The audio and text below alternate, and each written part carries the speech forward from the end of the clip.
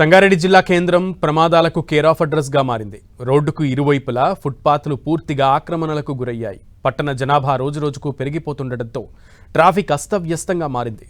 వాహనాల రాకపోకలకు తీవ్ర ఇబ్బందులు ఎదురవుతున్నాయి. ఇటీవల మున్సిపల్, పోలీస్ అధికారులు ఆక్రమణలను కొన్ని చోట్ల తొలగించే ప్రయత్నం చేశారు.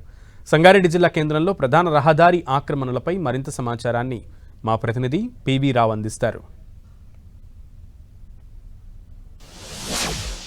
సంగారెడ్డి జిల్లా కేంద్రంలో ట్రాఫిక్ అస్తవ్యస్తంగా తయారైంది. ట్రాఫిక్ సిగ్నల్స్ అయితే ఏమీ పనిచేయటం లేదు. ముఖ్యంగా రోడ్డుకి రెండు వైపులా ఉన్నటువంటి ఫుట్పాత్లు మొత్తం కూడా ఆక్రమణకు గురయ్యాయి.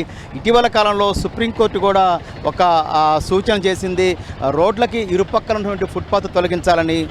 దాంతోనే ఇక్కడ ఉన్నటువంటి మున్సిపల్ అధికారులు, పోలీసులు స్పందించేసి రోడ్డుకి ఇరువైపు ఉన్నటువంటి ఎంక్రోచ్మెంట్స్ అయితే చాలా వరకు తొలగించారు. ఇంకా తొలగించాల్సిన అవసరం ఉంది. ఈ తొలగించకపోవటం వల్ల, స్వచ్ఛందంగా వాళ్ళు ముందుకు రాకపోవటం వల్ల కొంత అధికారులు కూడా ఇబ్బందిగా మారింది. మొత్తం మీద చూసుకున్నప్పుడు సంగారెడ్డి జిల్లా కేంద్రంలో ట్రాఫిక్ వ్యవస్థ మాత్రం అస్తవ్యస్తంగా ఉంది. రోడ్లకి అడ్డదిడ్డంగా ఒకవైపేమో ఫుట్పాత్లు మొత్తం ఆక్రమణకు గురై, మరోవైపేమో రోడ్డుకి అటువైపు ఇటువైపున పార్కింగ్ వ్యవస్థని సరిగా లేకపోతుంది. ఎక్కడ పడితే అక్కడ వాహనాలు పెట్టేస్తున్నారు. నిత్యం ప్రమాదాలు జరుగుతాయి. మనం ఇప్పుడు చూస్తున్నటువంటి కలెక్టరేట్ ఏదైతే ఆ గేట్ దగ్గర సరిగ్గా ఇదే ప్రాంతంలో కొన్ని నెలల క్రితం ఒక మహిళ ఇదే స్పాట్లో చనిపోవడం జరిగింది. నిన్న కూడా ఒక వాహనం, కారు ఏదైతుందో ఇక్కడ కలెక్టరేట్ ముందు ధర్నా నిర్వహిస్తున్నటువంటి ఎవరైతే ఆ విద్యార్థులు ఉన్నారో వారి మీద కూడా దూసుకెళ్లి పెద్ద ప్రమాదం తప్పింది.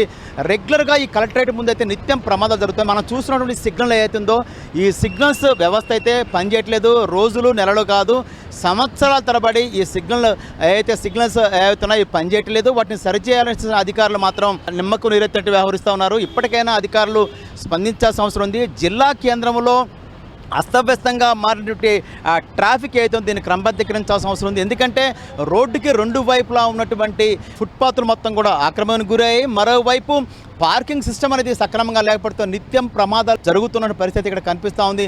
ఇప్పటికైనా ఇటు మున్సిపల్ అధికారులు, అటు పోలీస్ అధికారులు స్పందించేసి దీన్ని ట్రాఫిక్ సమస్యలు లేకుండా అదేవిధంగా ఎంక్రోచ్మెంట్స్ మొత్తం తొలగించాల్సిన అవసరం ఉంది. ఎంక్రోచ్మెంట్స్ తొలగించిన దశాబ్దాలుగా అక్కడ నుండి రోడ్డు పక్కన, అటుపక్కన రెండు వైపులా పెట్టుకున్నటువంటి వీధి వ్యాపారులు ఎవరుతున్నారో వారికి ప్రత్యామ్నాయం కూడా చూపాల్సిన అవసరం ఎంతైనా ఉంది. కెమెరా పర్సన్ వినోద్తో పివి రావు, 10 టీవీ, సంగారెడ్డి నుంచి.